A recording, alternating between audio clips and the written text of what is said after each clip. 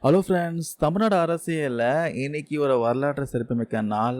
ஆமாங்க, தளபதி விஜய் இப்போ அதிகாரப்பூர்வமா முதலமைச்சர் விஜய் ஆயிட்டாரு. நம்ம தமிழகத்தோட 13வது முதலமைச்சரா பதவியேற்ற கையோட மக்கள் முன்னாடியே பார்த்தீங்கன்னா 3 அதிரடியான ஃபைல்ஸ்ல தன்னுடைய முதல் கையெழுத்தை போட்டு மாஸ் காட்டியிருக்காரு. அது என்னென்ன திட்டங்கள், அவர் கொடுத்த முதல் அரசியல் உரை என்ன, வாங்க அந்த வீடியோ தெளிவாக டீட்டெயிலாக பார்க்கலாம். இன்னைக்கு மே 10ஆம் தேதி காலை 10:15 மணிக்கு தமிழக வெற்றி கழகம் தலைவரான சி. ஜோசப் விஜய் அவர்கள் முதலமைச்சராக பதவியேற்றிருக்காரு. தமிழக ஆளுநரான ராஜேந்திர விஸ்வநாத் அரலேக்கர் அவர்கள் தான் பார்த்தீங்கன்னா விஜய்க்கு பதவி பரிமாணம் செஞ்சு வச்சாரு. முதலமைச்சர் விஜயை தொடர்ந்து அவரோட கேபினெட்டில் 9 பேர் பார்த்தீங்கன்னா அமைச்சர்களாகவும் பதவியேற்றிருக்காங்க.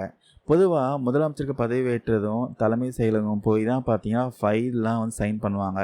ஆனால் சிஎம் விஜய் அவர்கள் பதவியேற்ற மேடையிலே பார்த்தீங்கன்னா மக்கள் முன்னாடியே 3 முக்கியமான ஃபைல்ஸில் கையெழுத்து போட்டிருக்காங்க. இதுவரையும் அது மாதிரி யாருமே பண்ணதே இல்லை. முதல் கையெழுத்து பார்த்தீங்கன்னா இலவச மின்சார திட்டம். வீடுகளில் 2 மாதத்துக்கு 500 யூனிட் வரைக்கும் கரண்ட் யூஸ் பண்ணுறவங்களுக்கு அதில் முதல் 200 யூனிட் பார்த்தீங்கன்னா முற்றிலும் இலவசம் சொல்லிட்டாங்க. அதுக்கான கோப்பில் தான் பார்த்தீங்கன்னா தன்னோட முதல் கையெழுத்து பதிவு செஞ்சுருக்காரு.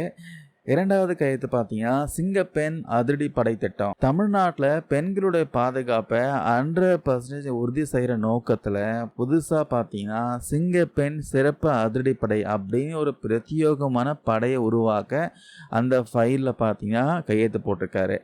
3வது கையெழுத்து பார்த்தீங்கன்னா போதைப் பொருள் தடுப்பு.